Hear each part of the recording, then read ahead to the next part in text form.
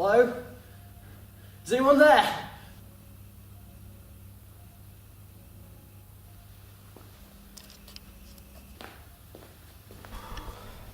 How are you feeling?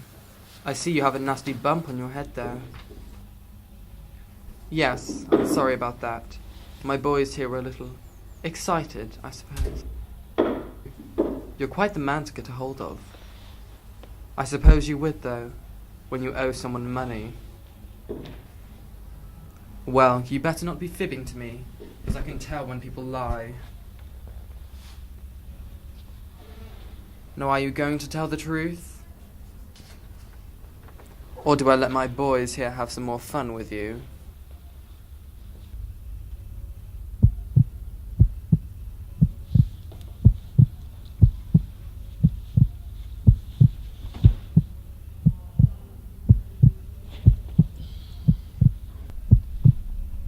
Oh, so this is what it's about. Look, I had the money, but there was a certain complication that stopped me from doing so.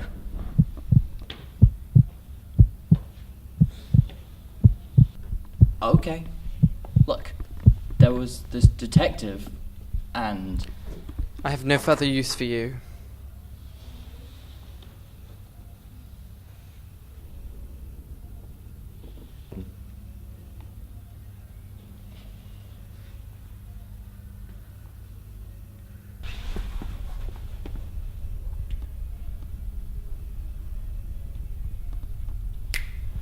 No!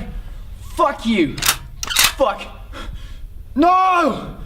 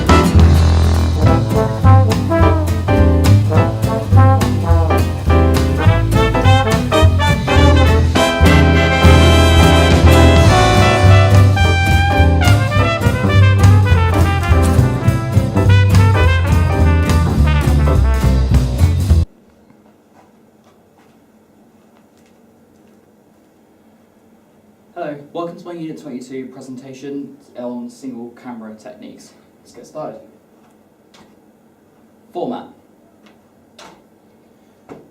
What is a series? A series is basically a TV show with a start to finish. In this series, there will be a sort of overriding storyline within. So you'll have an event happening in each episode, and then there'll be an overriding storyline while following the lives of said character. Mainly Scrubs being a good example of it, with Life in Hospital. Serial. Serial is the complete opposite to a series. It's virtually the same, more or less. A serial is a TV show that has a continuous story right from the beginning, from a pilot episode to a concluding episode. For example, Game of Thrones. It has a pilot episode with one event, and there's a continuous event all throughout. Single drama. Single drama is a TV show that's only broadcasted once. Single dramas normally are always based on a topic that has happened very recently, or in the news, or something that is of general interest. For example, My Murder. My Murder was broadcasted on BBC about the life of a woman who was murdered by her boyfriend after an abusive relationship. Genre. A certain genre is, for example, period. Period is when the show in question often is based on a certain era of time. For example, you could have a show in the 70s, or based on the 70s, a show based on the 80s, a show based on the 90s, etc., etc., etc., etc. And often in these shows, in the era-based TV shows, the characters will always dress in authentic clothing relative to that time. Drama documentaries. Drama documentary, or drama doc, as more or less known, is a genre of TV consisting of two elements. One element is where the facts and figures are delivered, and the other element is the drama side, the storyline, effectively. This is quite a common type of TV show, and is always quite good and broadcast quite a lot. An example of this could be post-war TV. After wars, generally, like we have the war in Afghanistan's resources finished, TV shows have been produced based on this and effectively depict the events of what happened in a story, a fictional, non-fiction kind of story. Crime dramas. We've been recently looking at crime dramas in our unit, and here I elaborate. Crime drama is yet another genre in the TV world. It is often a good genre using single camera techniques. The location in crime dramas is very broad due to the events could take place in literal anywhere. An example of this could be Breaking Bad. Breaking Bad is based in America, in an urban part of America, therefore it suits perfectly for the crime drama ideas. It uses low-key lighting in order to emphasise the tension that each character ensues during their travels and their what they get up to. Soap operas. Soap operas, mainly such as EastEnders, are based on the more inner parts of London, not focusing on the major lives and major events of London, such as the high glam or the amazing lifestyle that certain members of society live, such as Tina Temper or Madonna. When they all come to London, they do use fancy things. EastEnders is such as EastEnders, Coronation Street, and all that. They are based on the more middle class, lower class type of environment and characters. It's more down to earth and allows to empathise for us, for them. Comedy. Comedy, as we know, is a laugh. Everyone loves comedy. It can be recorded live, or it can be recorded, basically. We know it does, however, use a single camera, which is very good.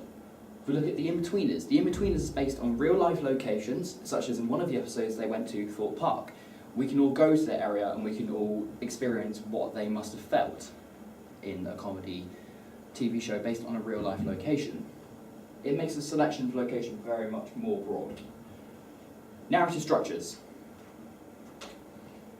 Linear narratives are a narrative, a story. It goes from start to the middle to the end, so a 3-act structure almost. And that's mainly it about linear structures. It's just a simple narrative that is easy to follow, but it isn't as effective as a non-linear structure. Now, non-linear structures. This is the complete opposite to a linear structure. It's more effective and it's more common out of the two. This is a narrative used more widely due to the beginning, middle and end structure, but from multiple viewpoints. You can have one character looking at it in a story, and you can have another character looking at a story as well. This is the idea of multiple viewpoints. It makes it more appealing and more attractive to a certain member of the audience, or to all general audiences. As we can see, the story from each character's eyes, as mentioned, and a variety of solutions we can figure out become more broader, so you can have different conclusions from different people's viewpoints and perspectives. Flashbacks. Flashbacks are very common in TVs, in TV shows, dramas, crime dramas. Essentially, a flashback is a scene that takes you into the past and lets us see an event which is very critical to the storyline of what is happening in the present time, the present kind of day part of the story. So, for example, a criminal may be convicted, the flashback will go back and let us see what actually happened. Or it might be different, where we see what happened, but something may have caused the criminal to do such an action, so therefore the flashback allows us to see that. Its aim is partly in order to keep the audience on the ball and break up the narrative a tiny little bit. Realist. A realist narrative is a storyline that represents real events or real events that are going to happen, as opposed to sort of an anti-realist narrative. Soap operas are great for examples of a realist narrative, as they represent literal life as we would see, not what we think happens in London, for example. It focuses more on the actual events, the lives that people live, etc. Families, affairs, works, and so on. Anti-realist. Anti-realist is basically the complete opposite. It's a sort of, hey, let's say, screw the whole realism side to it. Let's make it look fantastic. Let's make it look glamorous. Let's make it look like something you'd expect in a dream. That is an anti-realist narrative. A prime example of this is just TV programs that focus on the high life of London, something that not everyone can experience, only the select few that have made their lives and made their careers. Like our alien, or sort of imaginative scenario, say, are aliens existing, or will they, when they invade or something? That's an anti-realist. Endings. Open endings. We have two types of endings in TV programs. First, we have the open-ended program. The open-ended program is essentially like a cliffhanger. It leaves us to ponder what's going to happen. They generally do this sometimes at the end of series. When one series finishes, another event can ensue, which we see a brief moment of, but yet we have to wait for this next series to come out to continue that event that has just ensued right at the end of the previous one. It's always used in EastEnders. Recently, we just had the series of the murder of Lucy in the EastEnders storyline. That's just concluded, and yet another event has ensued, which will be continued more and more throughout production. Closed endings. Closed endings are, again, the opposite, just going from normals to opposites. Sorry if it's confusing. We can say that children's animations are a good example of this to use. Teletubbies. There is no continuous series, there is no left ending. It's one episode with an opening and ending. Next episode, opening and ending. So on and so forth. Technical. Now, this is the final part of it, the technical element. Camera, lighting, sound, etc. A film or TV drama would not be what it is without all the technical elements such as camera, lighting, sound, etc. The camera, the three, all work hand in hand with each other in a kind of triangle. Without music that causes tension or signifies that drama is about to ensue, we wouldn't get this hair-raising feeling. Like, for example, in horror movies, when we know a character is about to die, or we know something bad is about to happen to a character, because we hear this tense music coming along the top, slowly and ever so creepily, coming up behind you, and suddenly, bam! The horror that is to ensue on the character happens, and that is how we are signified by this event about to ensue. Music. Very handy. Lighting, for a little bit more examples, lighting, low-key lighting can often give away how scary an area could be. Like, for example, when a character is to look down an alleyway, all there is darkness. We don't know what's down the end of that. We can imagine there is someone down there watching. That's just a prime example. Pardon me. Editing. Editing is probably one of the, in fact, not probably, definitely one of the most important aspects of post-production for anything entirely. It's one of, it can make the difference between the best or the worst TV show or drama, as you, as the editor, have the ability to turn a Mona Lisa piece into a child's picture of a dinosaur, essentially. Scripting. All the actors need to know what they're going to do, when they're going to come in, what cues are what, who is going to do this, what events are going to happen before they come on, just essentially when they're cued by whatever action. Last thing you really want is for your actor to come in unexpectedly, not on their line, not even cued, just to come in and say their lines. It screws up the entire thing. This is why scripts are very important, and actors will have to memorise this script, so it's a lot of pressure on them. building a scene and building a story. Both building a scene and building a story are essentials before you can consider what equipment you're going to use. It is before listing what equipment you're going to use, it is the storyline effectively. A good storyline can produce a good scene. It can allow you to develop scenes more in detail using said storyline.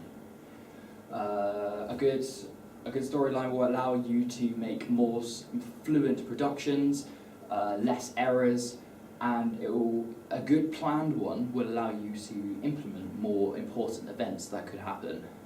So essentially it is what everyone really needs. It can cause frustrating things to happen if you really don't get it right, and you can lose money. But yeah, that's the end of the presentation. I hope you enjoyed it. Any questions, please feel free to email me on my email and I should get back to you as soon as I can. And many apologies for the stuttering and stuff.